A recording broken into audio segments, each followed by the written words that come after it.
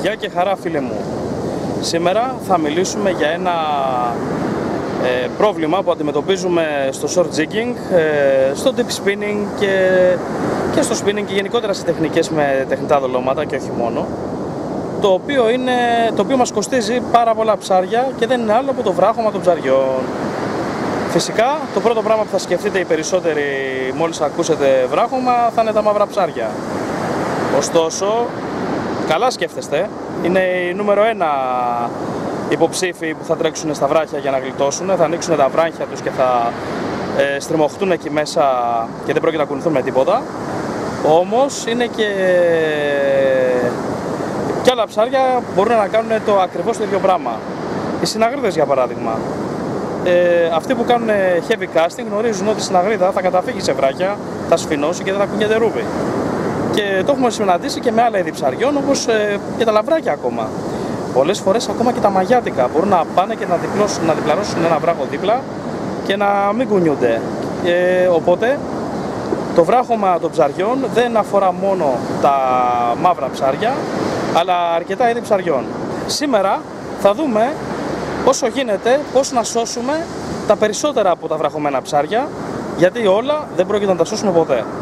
Το βασικότερο κόλπο για να αποφύγουμε να χάσουμε κάποιο ψάρι από βράχωμα είναι να γλιτώσουμε το ίδιο το βράχωμα. Τι σημαίνει αυτό? Τραβάμε το ψάρι με όλη μας τη δύναμη, γρήγορα, χωρίς να παίρνουμε ανάσα. Με αυτόν τον τρόπο και μόνο, σηκώνοντας το ψάρι γρήγορα από το βυθό και τραβώντας το προς τα εμάς, ίσως καταφέρουμε να του βγάλουμε φούσκα, την ικτική κίστη δηλαδή να διωγγωθεί, το οποίο ζαλίζει το ψάρι και δεν το επιτρέπει να συμπεριφερθεί ανάλογα. Το γρήγορο μάζεμα επίσης του τραβάει τη μούρη προς τα πάνω και δεν μπορεί να κατεβάσει τη μούρη του για να δει που να πάει να χωθεί και να βραχώσει. Οπότε το πρώτο και βασικότερο είναι να μην αφήσουμε το ψάρι να βραχώσει.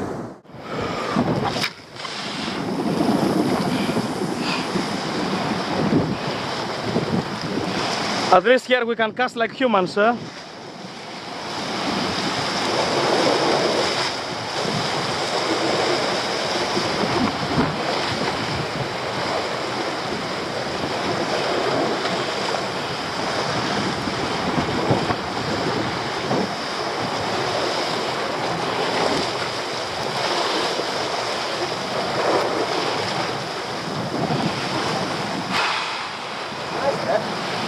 Still.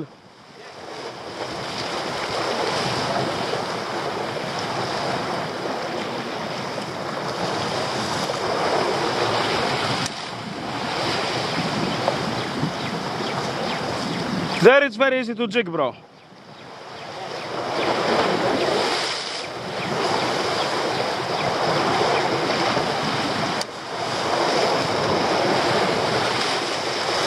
You?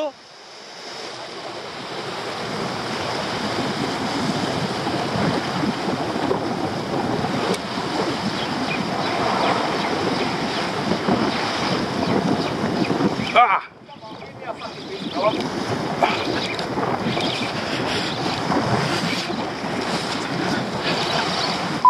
Rocks, huh? I don't worry at all. Rocks.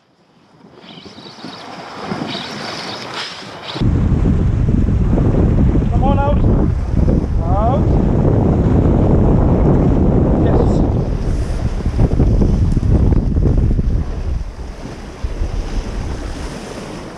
Yes, I can see. Yes, it's a grouper.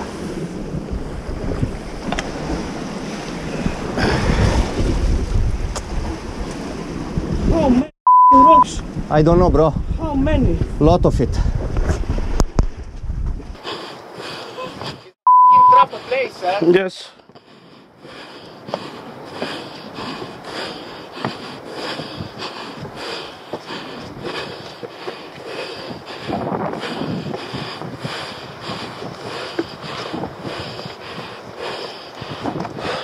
The camera will take mine.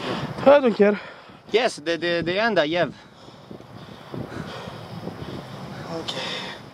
Από εκεί και πέρα Ναι, είναι πολύ πιθανό και ανάλογα τον τόπο, αν έχουμε σκαλοπάτια μπροστά μας, κατρακύλια και τέτοια πράγματα, είναι πάρα πολύ πιθανό να μας βραχώσει κάποιο ψάρι. Πολύ πιο δύσκολα θα μας βραχώσει ψάρι στα απότομα πεσήματα, εκεί δηλαδή που καθόμαστε και κοιτάμε κάτω και είναι μπλε. Όσο πιο προοδευτικός είναι ο βυθός και πέφτει μπροστά μας, τόσο πιο εύκολο και μεγαλύτερες πιθανότητες είναι να μας βραχώσει ένα ψάρι. Επίσης, πολύ εύκολα να μας βραχώσει ένα ψάρι όταν ψαρεύουμε σε ριχά νερά, σε βραχώδη ριχά νερά.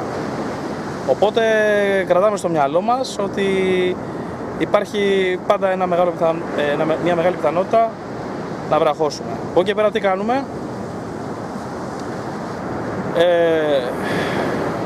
Το μεγαλύτερο όπλο που έχουμε στο βράχωμα ενός ψαριού είναι η υπομονή. Η υπομονή συνήθως θα μας δώσει το ψάρι. Και όταν λέμε υπομονή, μπορεί να είναι από μερικά δευτερόλεπτα μέχρι και μισά ώρα. Μπορεί να χρειαστεί και καμιά ώρα. Αυτό λοιπόν εξαρτάται από το τι οι ιδιότητες υπομονής είναι πρικισμένος ο καθένας μας. Αυτό λοιπόν σημαίνει ότι μας βράχωσε το ψάρι, ανάλογα το είδος του, θα ξεβραχώσει είτε πιο γρήγορα είτε πιο αργά. Για παράδειγμα, οι στήρες μπορεί να αργήσουν πολύ να ξεβραχώσουν. Οι συναγρίδες θα ξεβραχώσουν σχετικά πιο γρήγορα, αλλά και πάλι όλα αυτά είναι σχετικά. Και φυσικά και ο τύπος του βραχώματος είναι τελείως διαφορετικός σε αυτά τα δύο ψάρια. Το να βραχώσει μια συναγρίδα είναι να μπει σε μια κοιλότητα βράχου και να πλευρίσει και να κάτσει εκεί πέρα. Ή να πάει να χώσει τη μούρη της ανάμεσα σε δύο πέτρες. Τα μαύρα ψάρια θα πάνε και θα μπουν ολόκληρα μέσα σε κοιλότητες που χωράνε και θα βγουν πάρα πολύ δύσκολα. Θα ανοίξουν τα βραχιακά τους επικαλύματα και δεν πρόκειται να κουνηθούν ρούπι. Για πόσο όμως? Εδώ λοιπόν έρχεται το αντικείμενό μας, το πόσο χρειάζεται να περιμένουμε. Τα μαύρα ψάρια, αν βραχώσουν σε μια πρόχειρη τρύπα, είμαστε πάρα πολύ τυχεροί. Γιατί σίγουρα κάποια στιγμή θα προσπαθήσουν να πάνε στην κανονική τους και βασική τους φωλιά. Οι συναγρίδες, όπως είπα, όπου βρούνε πρόχειρο καταφύγιο. Αν τα μαύρα ψάρια πάλι καταφέρουν και τρυπώσουν, δηλαδή είμαστε τόσο άτυχοι που μας βαρέσουν στο πέσιμο και καταφέρουν και πάνε στη βασική τρύπα τους, δεν πρόκειται να βγούνε ποτέ, μα ποτέ, τελείωσε. Δεν κουνιούνται ρούπι. Δεν έχουν λόγο να φύγουν, γιατί είναι στη βασική τους φωλιά που τους προσφέρει απόλυτη ασφάλεια. Στην πρόχειρη τρύπα ξέρουν ότι δεν είναι στη βάση τους ή στην έδρα τους, οπότε με την πρώτη ευκαιρία θα κοιτάξουν να πάνε στη βασική τρύπα.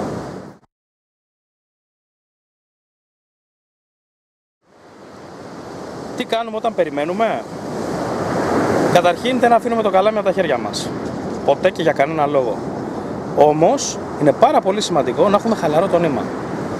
Αν έχουμε τεντωμένο το νήμα και το ψάρι νιώθει τάση, δεν κουνιέται για κανένα λόγο. Όμως ξεκινάμε κατευθείαν να χαλαρώσουμε? Όχι. Όταν βραχώσει το ψάρι, αμέσως θα προσπαθήσουμε να το ζορίσουμε λίγο. Γιατί αν έχει διπλαρώσει πέτρα και το ζορίσουμε λίγο, θα ξεβραχώσει. Οπότε θα συνεχίσουμε να το φέρνουμε χωρίς να παίρνουμε ανάσα. Αν τραβήξουμε και δούμε ότι είναι άγρια βραχωμένο, δεν κουνιέται καθόλου, σημαίνει ότι έχει μπει πιο βαθιά.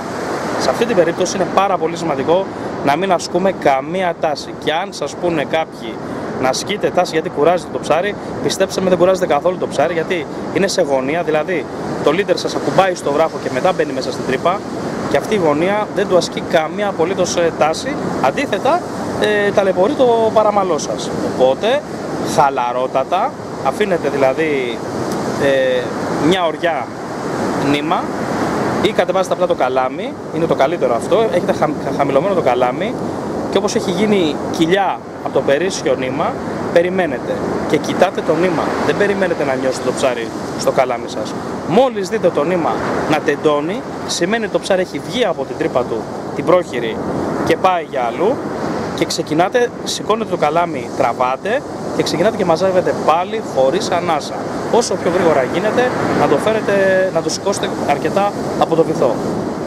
Ο στόχος είναι πάντα να σηκώσουμε το ψάρι από το βυθό και να μην καθόμαστε να χάνουμε άσκοπο χρόνο. Σε αυτή την περίπτωση πάλι οι γρήγοροι μηχανισμοί έχουν το πάνω χέρι γιατί μαζεύουν περισσότερα εκατοστά και σε αριθμό μανιβελιών πολλαπλασιάζονται τα λίγα παραπάνω εκατοστά και γίνονται μέτρα. Οπότε καλό είναι, δηλαδή βοηθάει και ο μηχανισμός στο γρήγορο σήκωμα του ψαριού.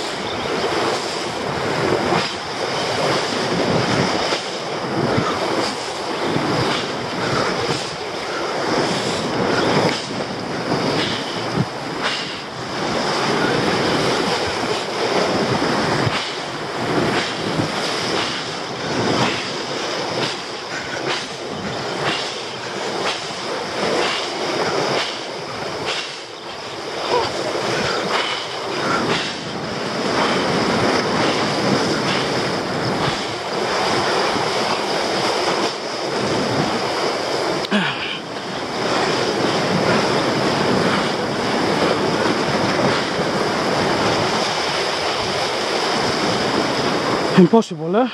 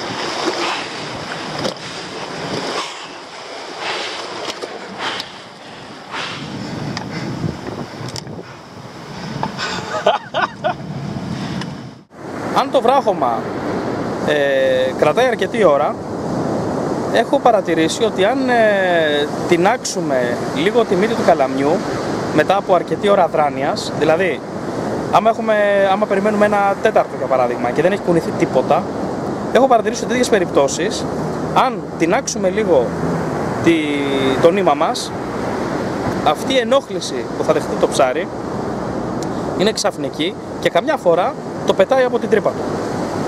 Σε αυτή την περίπτωση τι κάνουμε? Μαζεύουμε σαν τρελή. Δεν επιμένουμε. Δηλαδή, αν τινάξουμε λίγο το νήμα και δεν πεταχτεί το ψάρι, δεν κουνηθεί, δεν συνεχίζουμε το ίδιο βιολί, ξαναχαλαρώνουμε το νήμα μας και ξαναπεριμένουμε. Σε κανένα τέταρτο πάλι ξανατινάζουμε. Τώρα, για πόση ώρα θα κρατήσει αυτό έχει να κάνει καθαρά με τον καθένα σας. Όσοι έχουν τάντερα να περιμένουν καμιά ώρα, αυτοί συνήθως θα τα πάρουν τα ψάρια. Εγώ απ' την άλλη δεν έχω τάντερα να περιμένω μια ώρα για κανένα λόγο. Δηλαδή, εγώ στο 20 λεπτό, μισάωρο το πολύ, έχω βγάλει και σπηριά. Οπότε συνήθως κόβω ή άμα είναι καλοκαίρι, βουτάω, κολυμπάω, παίρνω το νήμα στα χέρια και προσπαθώ να πάω όχι πάνω από το ψάρι, αντίθετα από το ψάρι. Για παράδειγμα, άμα εδώ είναι η ακτή και εδώ είναι το ψάρι βραχωμένο, σε αυτή τη γωνία, εγώ θα κολυμπήσω και δεν θα είμαι πάνω από το ψάρι, θα έρθω εδώ για να τραβήξω κόντρα. Και αυτό πάλι όμως είναι σχετικό, γιατί δεν ξέρουμε από πού είναι η είσοδος της τρύπας του ψαριού, μπορεί να είναι λοξή. Δεν μπορούμε να κάνουμε και πολλά πράγματα δυστυχώς. Άμα θέλουμε να δοκιμάσουμε λίγο παραπάνω, σίγουρα μια βουτιά με κόντρα και δεύτερο άτομο όμως στην ακτή, γιατί αν καταφέρουμε και ξεκολλήσουμε το ψάρι και το σηκώσουμε, θα πρέπει ο άλλος που είναι απ' έξω να αρχίσει να μαζεύει σαν τρελός, γιατί εμείς δεν μπορούμε να το σηκώσουμε κάθετα κολυμπώντας, θα πνιγούμε. Δηλαδή θα πρέπει να το ξεκολλήσουμε, και να φωνάξουμε στον άνθρωπο που είναι έξω να μαζεύει γρήγορα σαν τρελός. Ωστόσο, επειδή κάτι τέτοιο μπορεί να είναι επικίνδυνο, το συνιστώ μόνο σε ανθρώπους που είναι αρκετά ικανοί στο κολύμπι, γιατί το να έχεις απασχολημένο το ένα και τα δύο σου χέρια στο νερό είναι κάτι πάρα πολύ επικίνδυνο. Και φυσικά μην ξεχνάμε και το ενδεχόμενο ότι μπορεί το νήμα να μπερδευτεί στα πόδια μας ή στα χέρια μας και είναι κάτι πάρα πολύ επικίνδυνο, έτσι, το οποίο θέτει σε κίνδυνο άμεσα την ζωή μας. Γι' αυτό λοιπόν μόνο ικανοί και οι επίμονοι. Για κανένα λόγο πάντα κρατάμε στο μυαλό μας ότι για κανένα λόγο δεν αξίζει ούτε να σκεφτούμε να ρισκάρουμε τη ζωή μας. Πόσο μάλλον να τη θέσουμε σε κίνδυνο. Έτσι. Κανένα ψάρι δεν αξίζει, τίποτα δεν αξίζει. Ψάρια θα ξανάρθουν. Οπότε να είμαστε πολύ προσεκτικοί,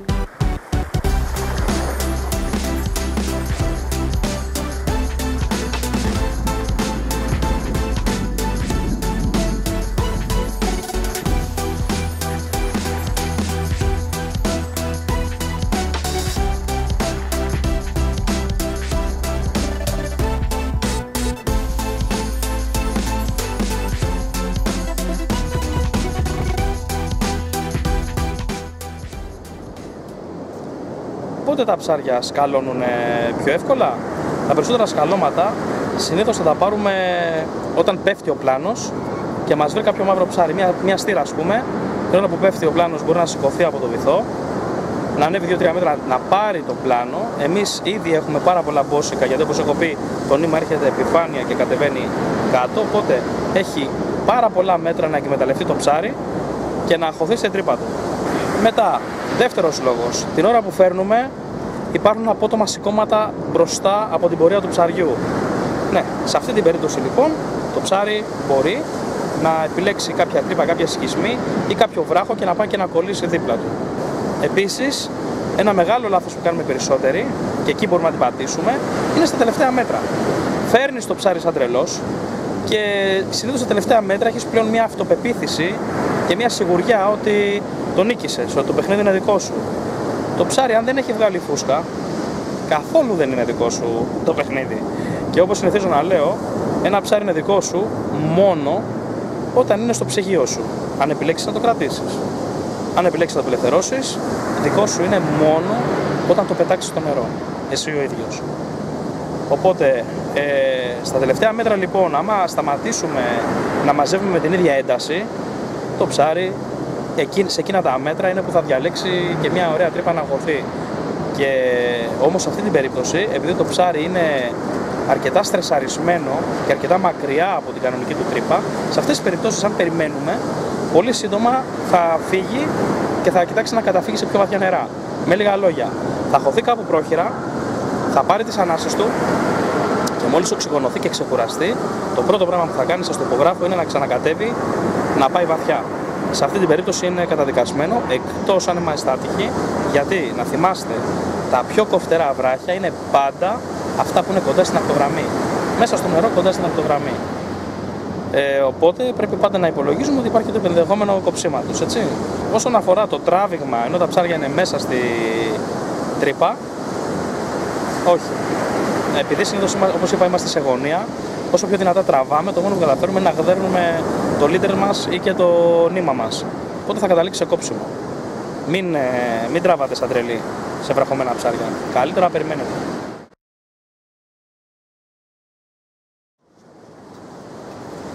Αναμφισβήτητα, στο βράχωμα, το πρώτο λόγο τον έχουν και τα ίδια τα εργαλεία, έτσι.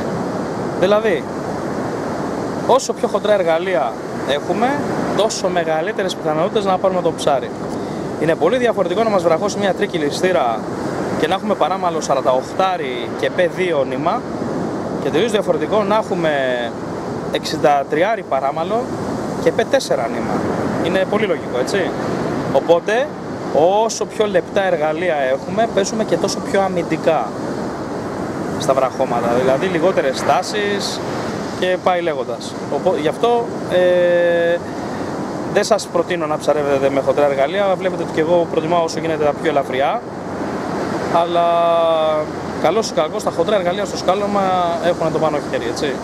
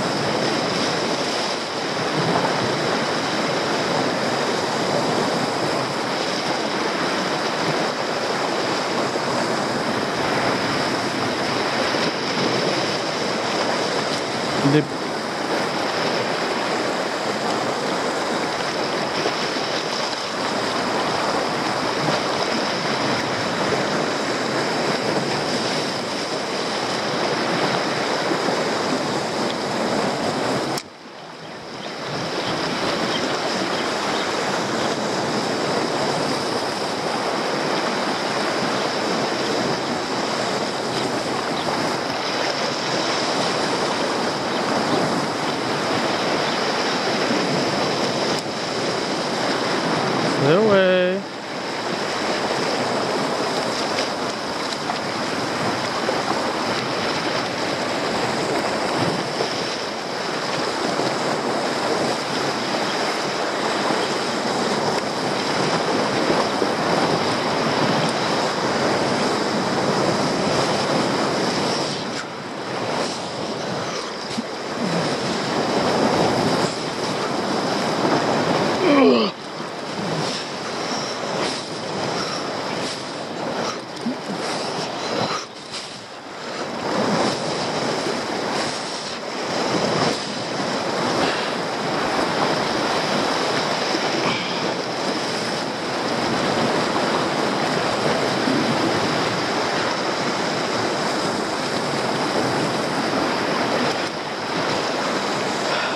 Not again.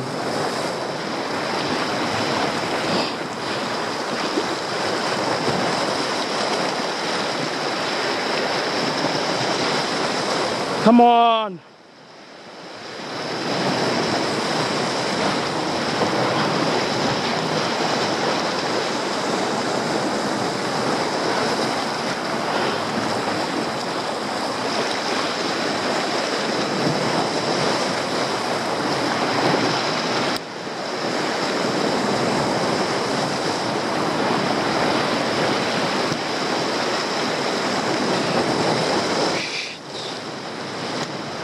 No, it's full of fish, huh?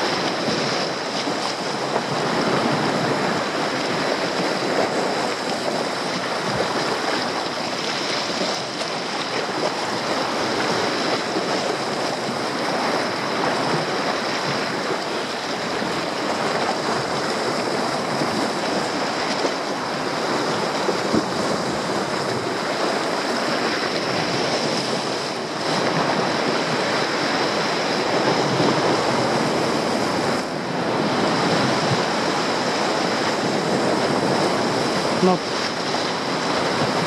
Now.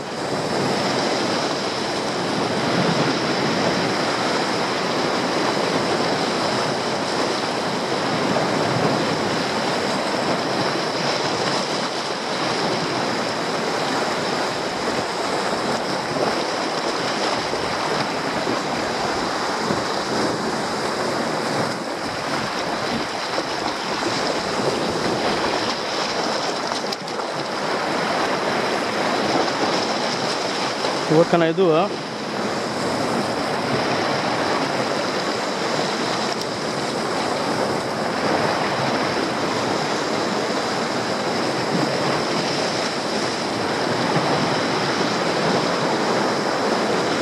No. I'm very light, I cannot put much effort. I really cannot. The only thing I can do is take the road there. Open bail. Open the bail. Happens. Hop, hop.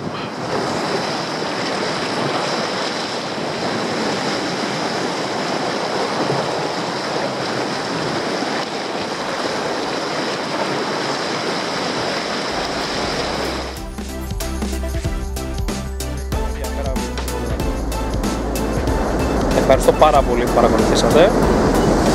Ευχαριστώ πολύ για τον χρόνο σας και να είστε βέβαιοι ότι έρχονται κι άλλα πολλά τεχνικά και ενδιαφέροντα βίντεο, έτσι. Να είστε καλά.